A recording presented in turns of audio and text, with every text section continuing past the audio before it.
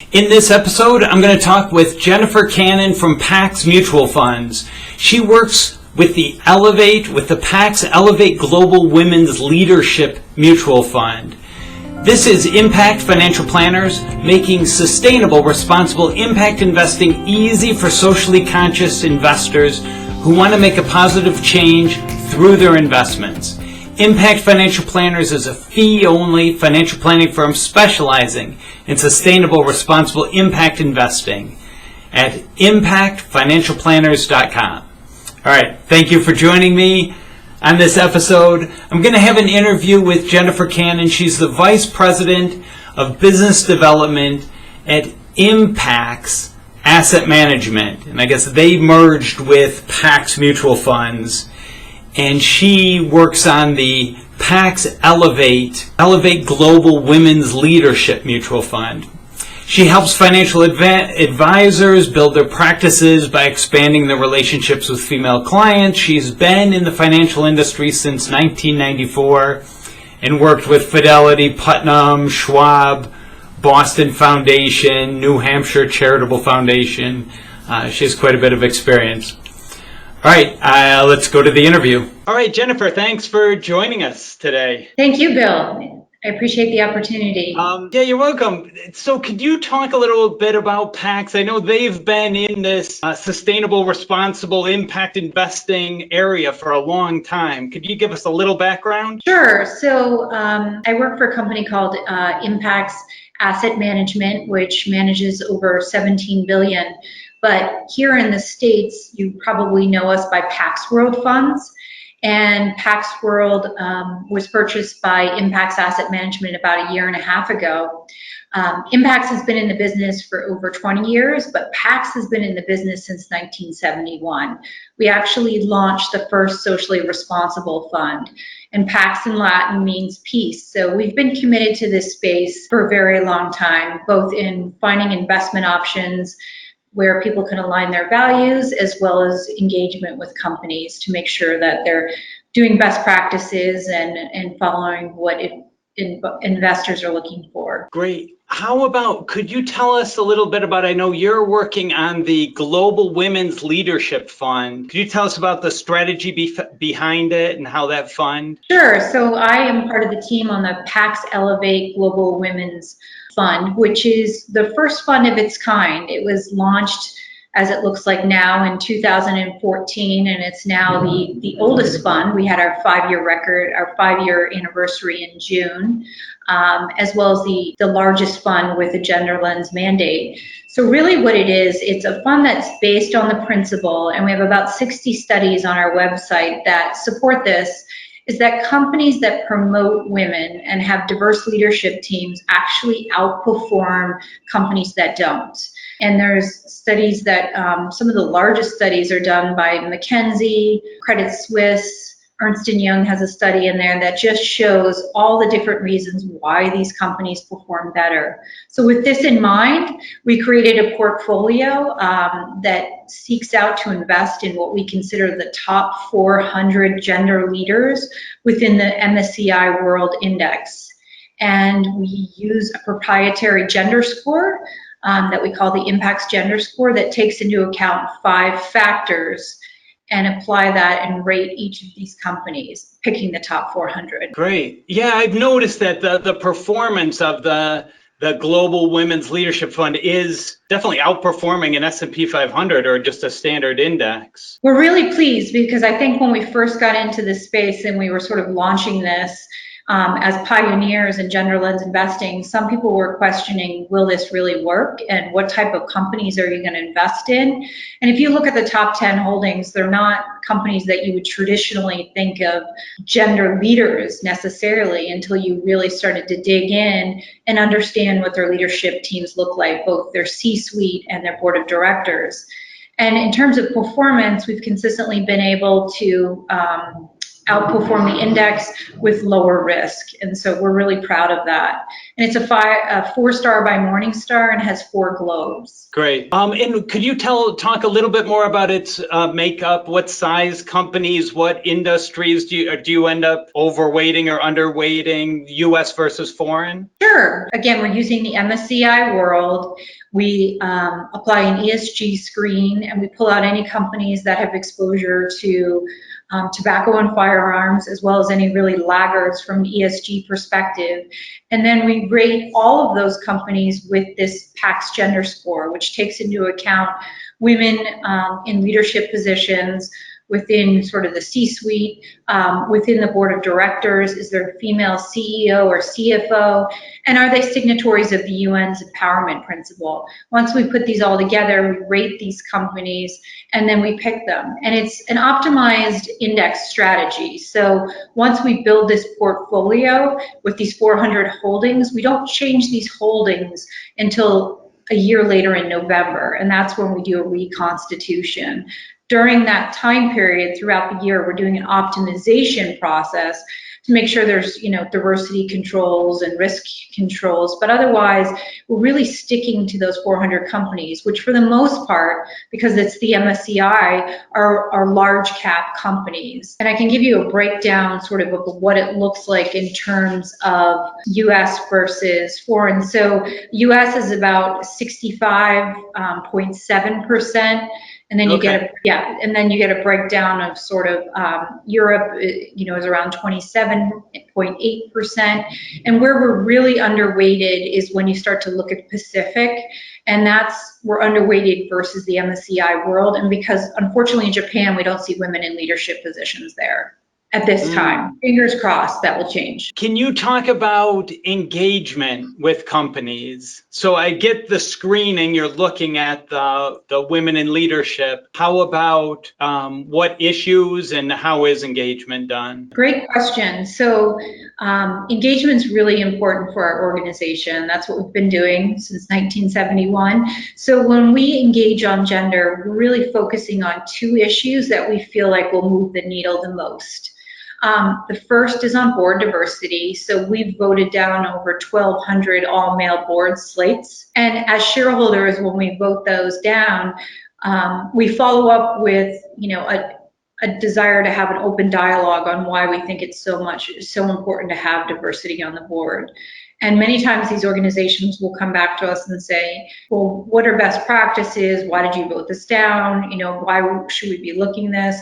And then some organizations look for some assistance on how to do this. What are the processes of doing it? We're not just going to go out and ask a woman to join the board. We want to create internal process within the board to figure out how we can engage women long-term and build out some diversity.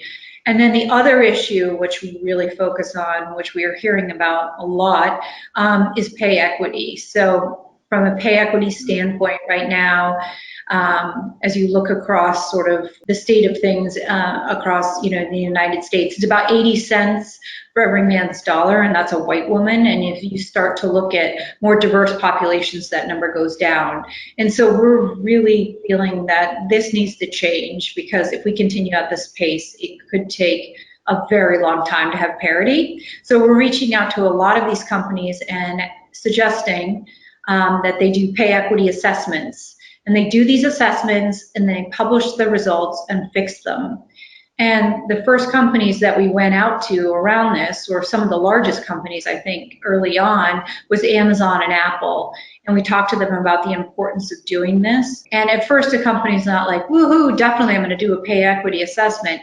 But once they see the value, they actually do them. And then we think best practices are to both publish those results, make a commitment to fix those, and then do this on an annual basis. And that's what you've seen a lot of these companies do. Go ahead. Oh, I'm just going to say, so you've been well received by the companies that you're approaching.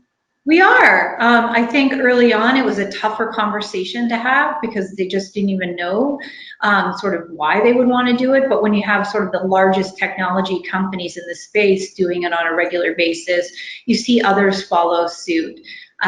So we've had engagement with HP. recently in the past year, and after some dialogue realized that they should do a pay equity assessment, did that, published the results.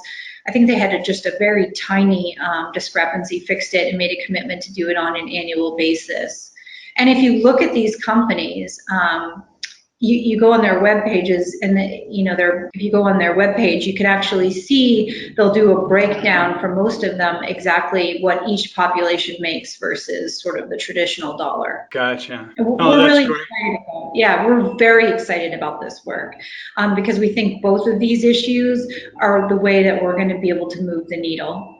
And investors get excited about it too, because they know that not only are they making a sound investment in directing dollars at what we consider gender leaders, but at the same time, we're working extra hard for them to help make change happen in gender inequality. That's super. Are there other SRI, sustainable, responsible impact investing screens that you're using in addition to the gender screening? Yes, so we use the MSCI screens on ESG. So if you look at, if we're rating all the companies in the MSCI world, we're pulling out companies that are exposed to tobacco or firearms.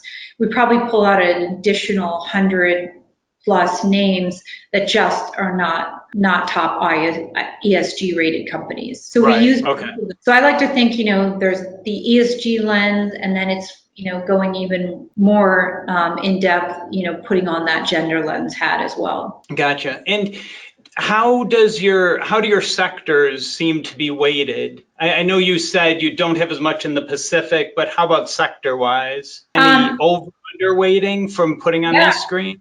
So people are always fascinated to kind of see how that plays out. So when you look at how we're rated in sectors versus the MSCI world, we're overweighted in some sectors that most people would think that would be the case, because we see women present in these type of companies. And it's consumer discretionary, consumer staples, financials, that's a lot of banks, and utilities is a unique one. So we're overweighted in utilities, but you've seen utility companies for the most part embrace gender equality, and you've seen a lot of heads of companies within the utility space.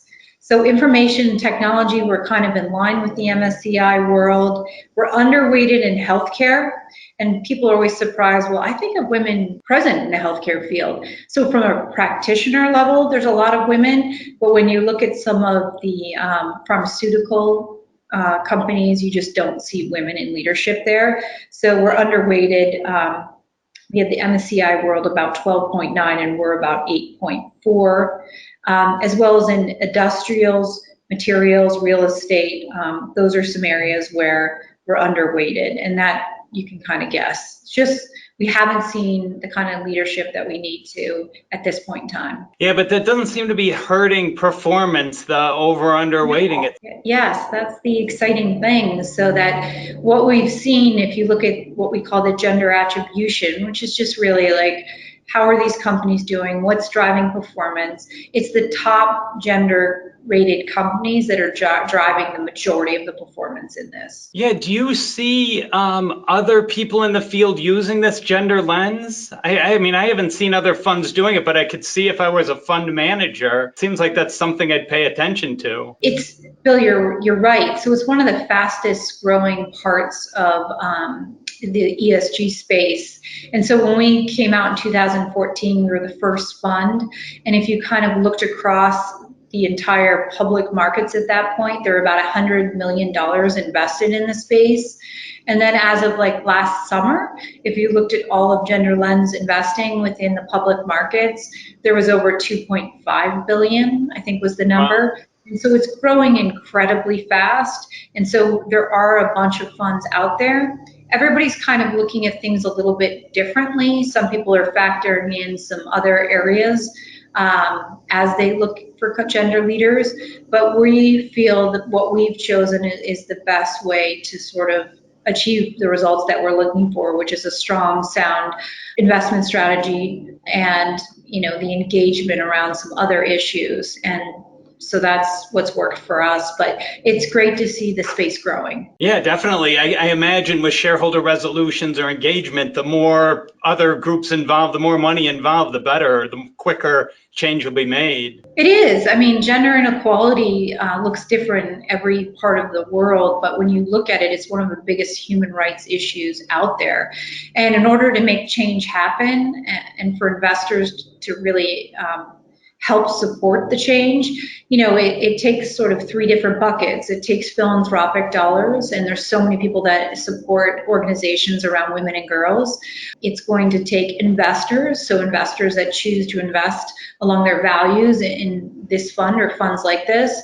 And then hopefully, we'll have the government play a role as well. And we've seen that in the state of California with the new law that came out around board diversity, and really asking companies that are based in the state of California that they have to have a certain number of women on their boards, both within 1 year and then another hurdle within 3 years, or there'll be fines. And some other companies are looking at that. I mean, other states like New York. So altogether, that's the only way we're going to make change happen. Yeah, I agree. That's a lot of pressure. That's a good way to think about it, those three components. Right. We can't do it alone. We all have to come together.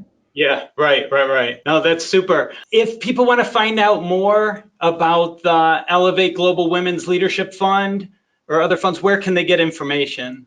So they can go on the Pax World Funds website. You can just Google Pax World Funds, or you can Google Pax Ellevate. And there's a great video on there that really explains what we're doing. It's called Invest Like a Feminist. And it the process. And then we also have all those studies that I mentioned in the beginning that support our research on why we chose this strategy. So I would encourage people to do that, as well as link into our LinkedIn, our LinkedIn site, because we're constantly pushing out content through there as well, and Facebook and Twitter. Okay. Those are some resources. For everything. That's good. Yes.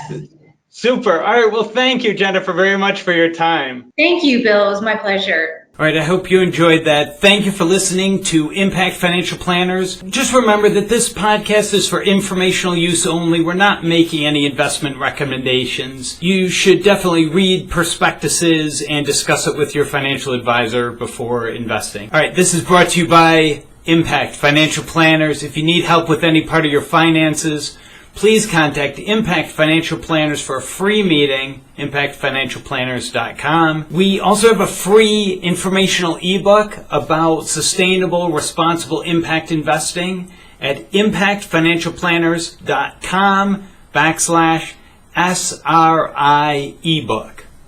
As always, I appreciate your feedback. Please reach out, contact us, leave a comment. I'll respond in person to any comments that you leave. You can email, call, Facebook, Twitter, any way you want to get in touch with us.